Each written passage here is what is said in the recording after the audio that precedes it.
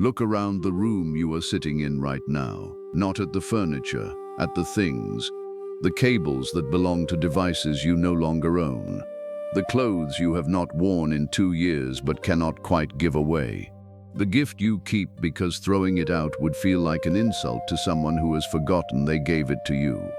Depending on the room, you are surrounded by somewhere between 300 and 3,000 objects.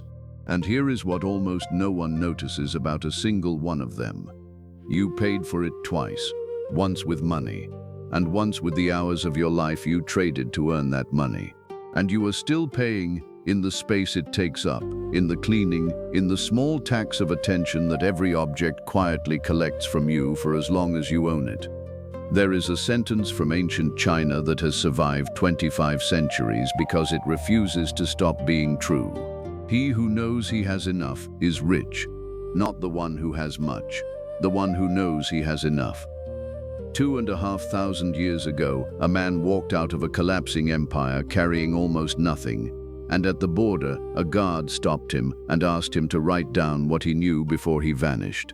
He wrote 81 short chapters and disappeared into the mountains.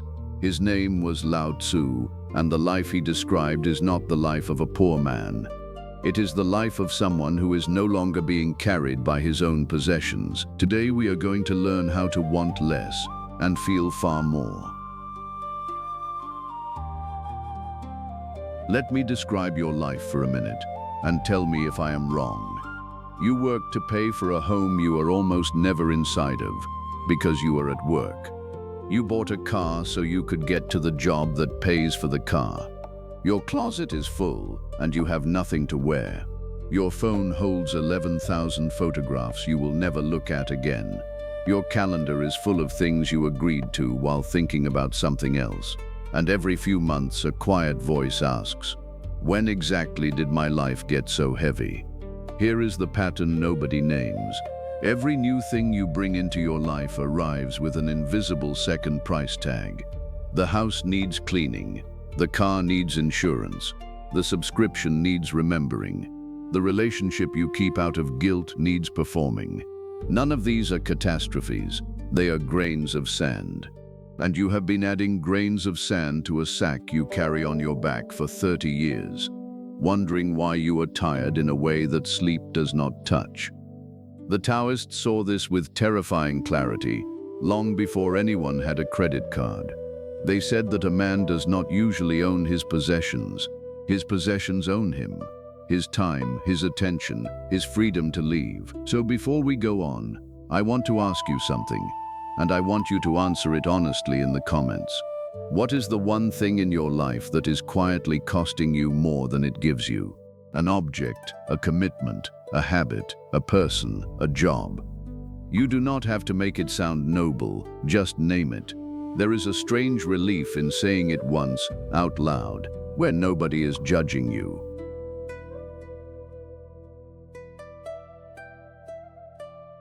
Lao Tzu never told anyone to be poor. This is the first thing people get wrong about him. He was not a man who hated comfort, and nothing in the Tao Te Ching asks you to suffer. What he described was something else entirely, a kind of lightness. He watched an empire eat itself alive over land, titles, gold, and prestige, and he noticed that the people at the very top were the most frightened people he had ever seen. The more a man had, the more men he needed to guard it. The higher he climbed, the further he could fall, and the less he could sleep. Meanwhile, the farmer at the edge of the village, who owned a hut, a field, and a bowl, would step outside in the evening and simply watch the light move across the mountains, entirely unafraid.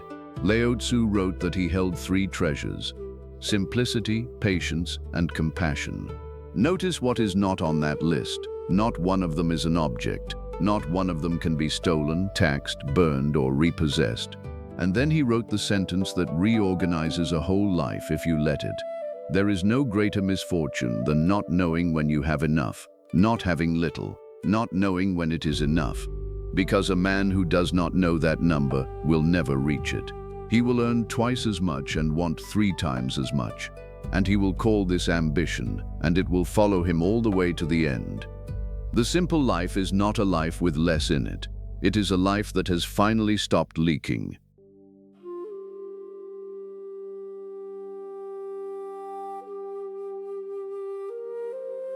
Here is the first teaching, and it changes how you look at a price tag forever. You have never bought anything with money. Money is only a container. What you actually spend is the hours of your life you traded to obtain it. So the number on the label is not the real price. The real price is, how many hours of my one life does this cost me? Do the arithmetic once and you will never forget it. Take what you earn in an hour, after tax, after the commute, after the time you spend recovering from the job. Now divide the price of the thing you are about to buy by that number. That new object costs you 11 hours. That upgrade costs you a week. That larger home costs you 6 years of your life that you will not be given back, and you will spend most of those years too tired to sit in it. This is why the Taoists were so watchful about desire. Not because wanting is evil, but because every want is a quiet withdrawal from an account that never refills. You can earn more money. You cannot earn more Tuesday. And here is the trap that catches almost everyone. We work longer to buy things that comfort us for the exhaustion of working longer. It is a circle, and it is beautifully designed, and it can consume an entire life. Ask the question before every purchase and every commitment. Not can I afford this, but is this worth the hours of my life I am about to hand over for it? Some things are. Most things, when you actually ask, are not.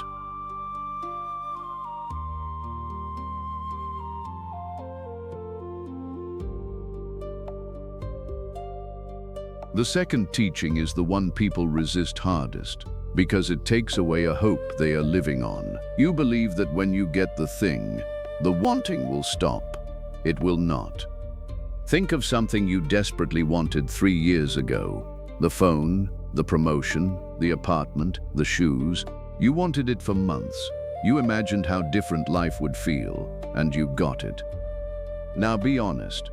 How long did the happiness last? 3 weeks? 3 days? And where is that object now? Is it not simply part of the furniture of your life, unnoticed, while your wanting has quietly relocated to something newer? Lao Tzu wrote it in 12 words, 25 centuries before advertising existed. The 5 colors blind the eye. The 5 tones deafen the ear. The 5 flavors dull the palate. He meant this. The more stimulation you pour into a life, the less any of it registers. The man who eats richly every day can no longer taste a peach. The man who has seen everything is bored by everything. Excess does not increase pleasure, it destroys your capacity for it. Desire is not a hole you fill, it is a hole that widens as you pour. And this is why the simple life feels so strangely intense to the people who live it. When you take almost everything away, what is left becomes vivid again. Hot water tastes like something. Morning light is an event. A slow meal is enough for an evening. You did not become easier to please. You simply stopped burning out your senses on things that were never going to satisfy them.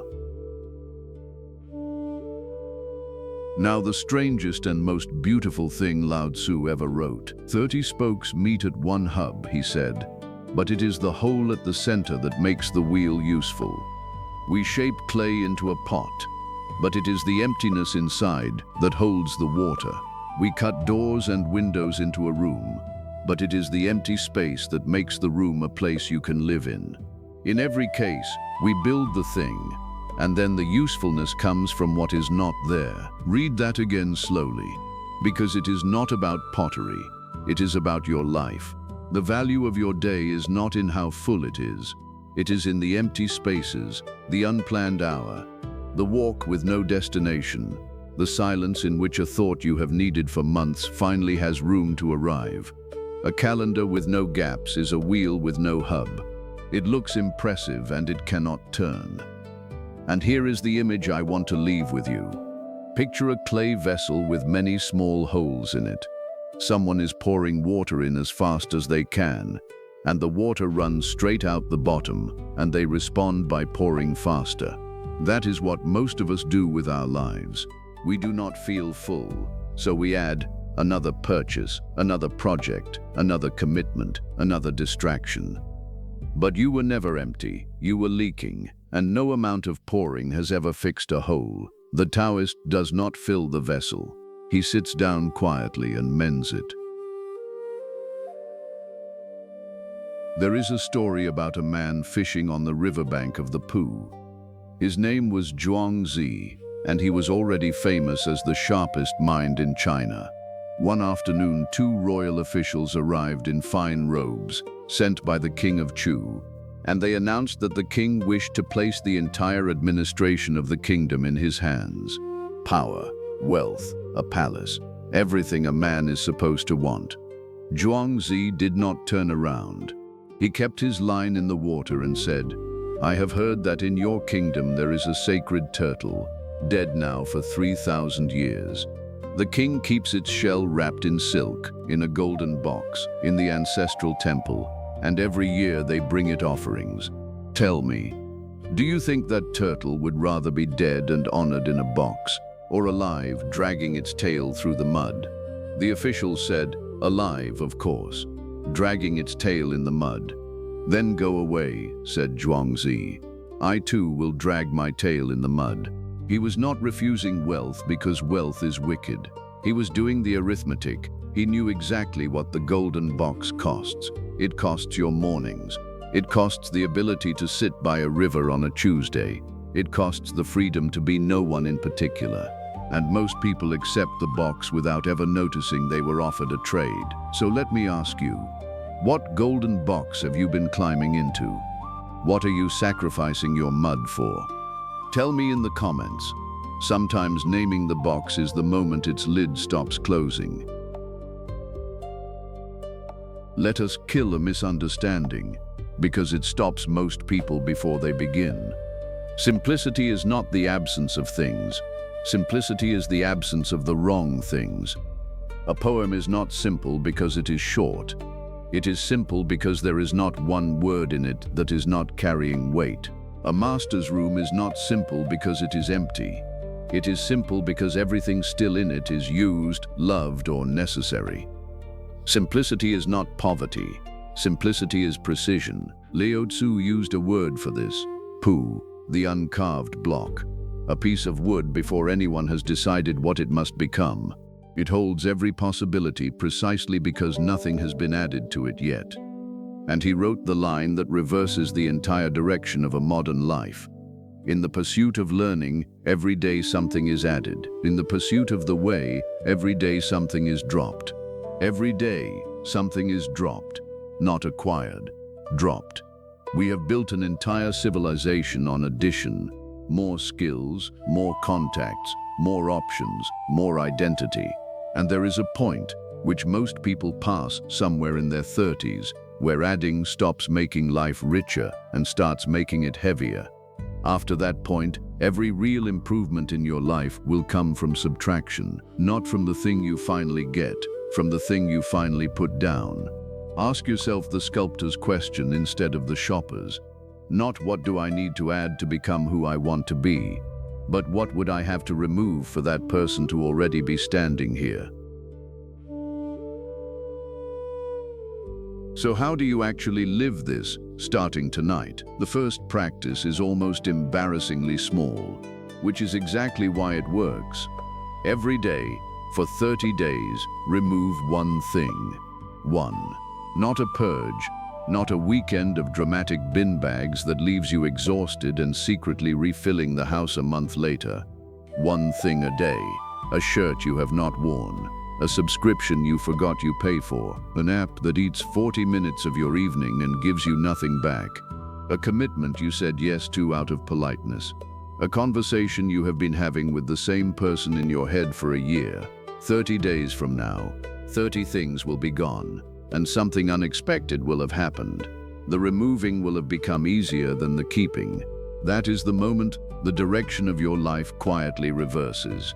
And while you do it, hold the image of the leaking vessel. Before you add anything new to your life, ask where it is running out. Most people who feel empty are not short of input. They are full of holes. The hour lost to scrolling, The energy spent on someone who is never satisfied. The money that disappears without a single memory attached to it. Mend one hole and you gain more than any purchase could ever give you, because what you get back is not a thing, it is capacity. Start tonight. Find one object, one commitment, or one habit, and let it go. Then notice how the room feels. Notice how you feel. The second practice is not about your house. It is about your attention. Do one thing at a time, and do it slowly enough to actually be there while it happens. You eat while reading. You walk while listening. You talk to someone you love while a screen glows in your other hand. You are technically present for all of it, and genuinely present for none of it. And at the end of the day, you cannot remember a single moment clearly, and you call this a busy life. It is not a busy life, it is a thin one. The Taoist does not necessarily do fewer things, he does one thing. When he drinks tea, there is only tea. When he walks, there is only the path. When he listens to you, you are the only thing happening in the world, and people can feel that immediately, even when they cannot explain what is different about him. So choose one ordinary act tomorrow. The first cup of the morning, the walk to the door, washing one dish, and do it at half speed, with nothing else running. It will feel absurd for about 40 seconds. Then something will open. You will notice the weight of the cup, the temperature of the water, the sound of your own house. This is not a productivity trick. It is the recovery of your own life, which has been happening this whole time at a speed you were moving too fast to see. A simple life is not a life with fewer events in it. It is a life you are actually present for.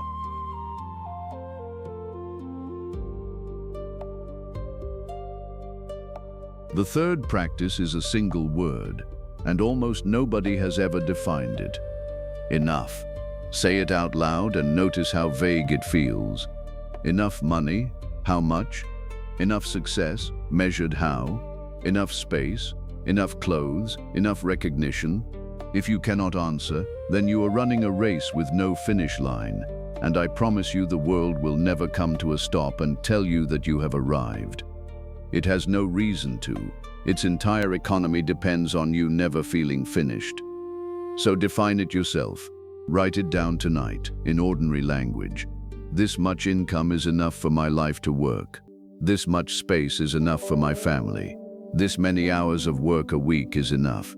This is what a good, ordinary day looks like for me. And I already know how to build one. The moment you write that down, something extraordinary happens. Every offer, every temptation, every comparison now has something to be measured against. And most of them, held up to your own definition, quietly fail. Lao Tzu said that he who is content is already wealthy, not he who will be content when the number changes. He who is content now, with a life that is already sufficient. Contentment is not what happens when you finally get everything. It is what happens the moment you stop moving the line. And here is the strange gift underneath it. The person who knows what enough looks like is impossible to manipulate. He cannot be bought with what he does not want.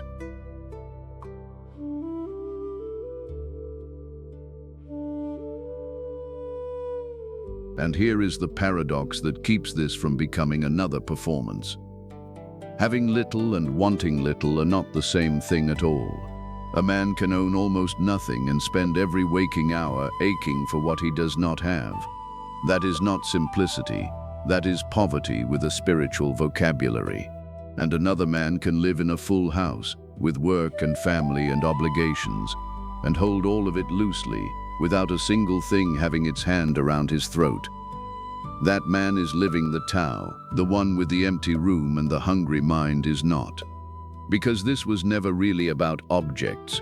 Objects are only the easiest place to see the grip. The real question is not how much do you have. It is, how much of you does it have? What could be taken from you tomorrow that would take your identity with it? That is the thing that owns you. And it might be a house, or it might be a job title, or a role, or the opinion of people whose names you would struggle to remember in 10 years. Simplicity is not a minimalist photograph. Simplicity is a loosened hand. You can practice it in a crowded apartment with 3 children and a job you cannot leave. You practice it every time you ask, honestly, whether the next thing you are about to add to your life will make it lighter or heavier, and then have the courage to act on the answer. Less is not lack. Less is room.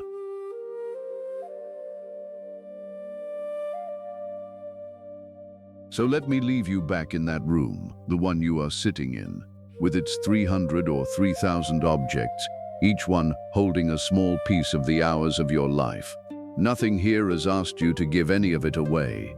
Lao Tzu never demanded that anyone become poor. He only asked you to notice something you had stopped noticing. That everything you carry, and that a life can be made lighter far more easily than it can be made larger. Tonight, before you sleep, do 2 small things. Find one object, one habit, or one obligation, and let it go. Genuinely, out of the house, out of the calendar, out of your head. And then sit down for 2 minutes with nothing in your hands, and say the sentence quietly to yourself, even if you do not fully believe it yet. For today, I have enough. Notice how the room sounds when you stop adding to it. That silence is not emptiness. That is the hub of the wheel. That is the space inside the pot. That is the part of your life that was always going to be the useful part. If this reached you, leave 3 words in the comments. I have enough. And if there is something you have been carrying too long, an object, a debt, a role, a promise you made to a version of yourself who no longer exists, write that too. Not to sink into it, but to set it down where it can finally be seen. Tell me also what corner of the world you are listening from. It moves me to watch this quiet community grow. Thank you for walking this moment with me. Here, we breathe slowly, without hurry, without excess. This has been the Ink Monk. Enough is already here.